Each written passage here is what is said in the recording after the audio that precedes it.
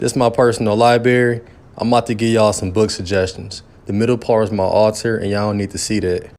I got this book from my local metaphysical store. This book is for all of the truth seekers. You gotta get this book. Like, this book really is raw. Lao Tzu, it's an Eastern philosophy book. I love this book right here. It's one of my favorites. This book is one of the greatest sages in India. It's a great book right here as well. Muji, he has many videos on YouTube. If you're on the path of mastering the mind, he has like a Hindu philosophy. This is a really good book. This suggestion came from Dr. Strange. I'm starting to get into alchemy. Also, this book was recommended on Dr. Strange. Be Here Now by Ram Dass, one of the first books I got. He has like a Hindu philosophy. He left his college profession at Harvard to go to a guru in the Himalaya mountains. Good, great book. I love this book right here. Look up his teachings on YouTube. He got some really good teachings by a black professor. Really great book. Also by a black doctor by Edward Bruce Bynum. I read some of it. It was pretty good. Just never finished it yet. I seen her on a movie called Hidden Colors. She has a lot of great information. Check her out on YouTube. This book was written by a black doctor about melanin. It's a great book if you're trying to understand who you are and about your own melanin. This book wasn't that good, but get you a book on breathing. It really helped me with my meditations and just my daily life. Helped me get centered. Here's some cool books right here that I read in a couple days. I got these all off Amazon. This book turned me up. I got it off of Amazon for $7. Hey, if you're really trying to turn up spiritually, I really recommend this book. It ain't even that many pages neither. I took many notes on this book. This book turned me up. I plan on being self-sufficient, so this book really turned me up as well. Taught me a lot. If you know how to decode the Bible, I like this African Heritage Study Bible. I recommend this book for all my truth seekers. It's an Egyptian kind of philosophy. If you have any good voodoo books, recommend them to me, please. I didn't like this book. I didn't like it. This book helped me learn how to astral project. It's a great book right here as well. One of my favorite poets. He was really good. Art of War. You need to read this book. It actually helped me with chess, if you like playing chess. Chinese myths and folk tales. There's so many different stories in here, about 800 different stories. I love that book. Nikola Tesla. So, I never read that one, and I haven't read this one either. And these are the last few books I feel comfortable sharing with y'all.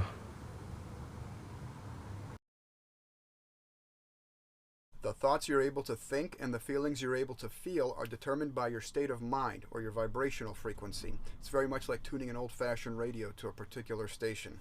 Your ability to think clearly and constructively is seriously hampered when your vibes are low and you're tuned into a shitty station. When you're down and one little thing goes wrong, it feels like the whole world is falling apart. But when your vibes are high, now bad things just bounce right off you and you tend to feel good for no reason at all.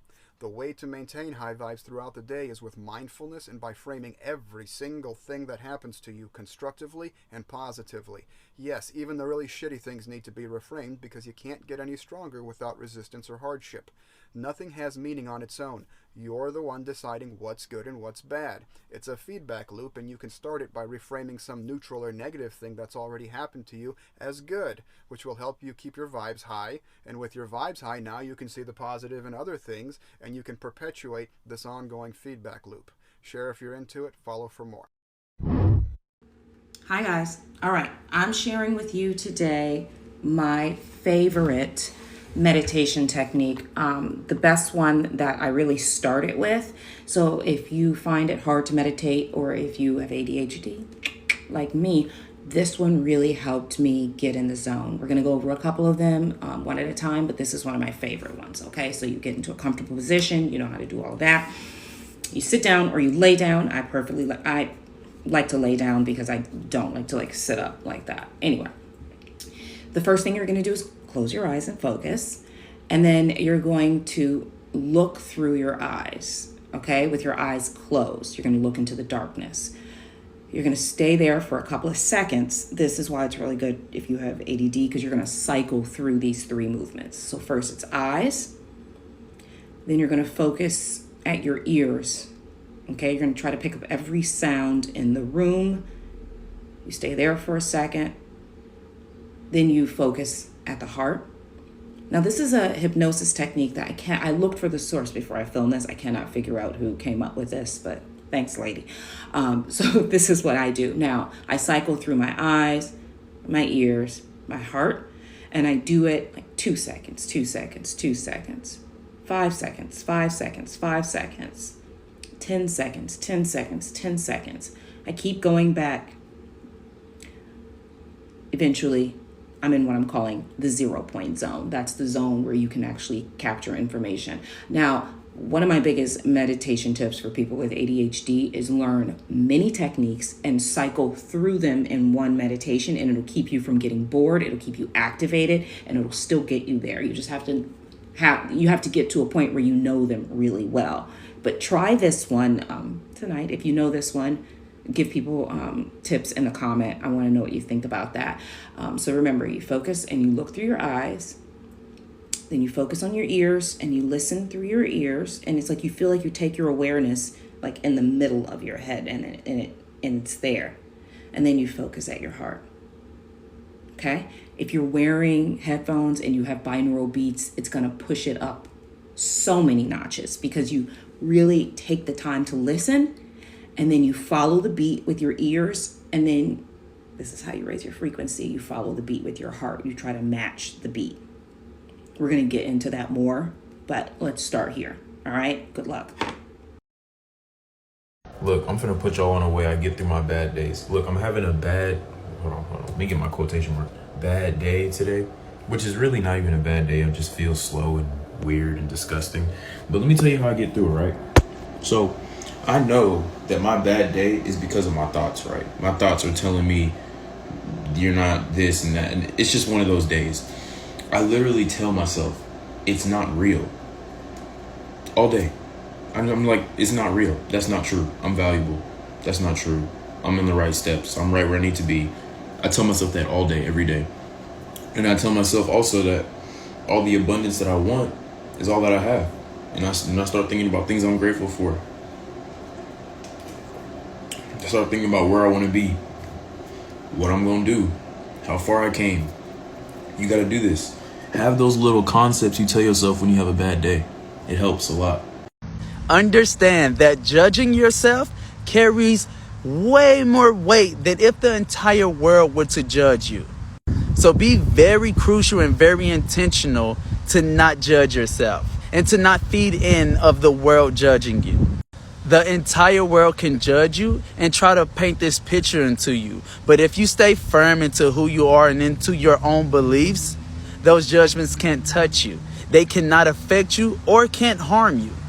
But as soon as you judge yourself, regardless if the world is judging you, regardless if everybody is hyping you up, as soon as you start judging yourself, that is where an effect takes place. Now that judgment starts to affect your everyday life. That judgment starts to affect how you perceive things. And that judgment that you place on yourself can alter your decisions in life. So when you are feeling judged by people that may be close to you or judgments that you can't take and you feel yourself starting to implement it into yourself, remove those people from your life. Get away from those people. And I say this because there are two factors that are going to influence you judging yourself. That own inner voice that's talking down to yourself, which is judging yourself, and external factors. So if you are placing judgments on yourself, you don't want external outside world factors to reaffirm what you're feeling inside. You want to surround yourself by things and people that show you what you are looking for. It could be a change in the people that you call family. It could be surrounding yourself or your room with the vibe that you want. And there are people that will only ever see the bad in you. But there are also people that will only ever see the good in you and see your potential. And the other factor is internal. Make sure what you are feeding yourself, both physically and mentally, is feeding your health. Be cautious of the foods you eat that make you feel more alive. And be cautious of the foods that you eat that makes you feel more down. Be cautious and aware of the entertainment that is feeding your mind. Is it giving you a positive outlook or is it giving you a negative outlook? Because certain foods will give you more brain power to silence that negative self-talk. And the things that you feed your mind will also give you that same power to silence that negative self-talk. And now, when you start combining food that gives you the physical brain power, and you start putting things in your mind that gives you a positive outlook on life, you amplify your power to not judge yourself. Because remember, the whole world can place so many judgments on you. But as soon as you accept one judgment about yourself, and that's when everything changed. 3 signs that you are in tune with your soul. You have never been disconnected with your soul before. Sign number 1, you do not relate to people anymore. Anything that they say doesn't even resonate with you. And the reason for this is you are starting to become more of an individual. Sign number 2, the outside world, anything outside of yourself is starting to become non-existent to you. Starting to realize that other people's problems is other people's problems. That's not your life. You only can see life through your eyes. You're now starting to realize the only reality you can experience is your own reality.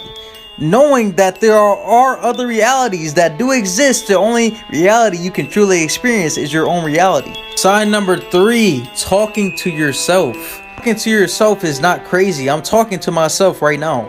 Your brain cannot decipher the difference. It doesn't know that you're talking to somebody else.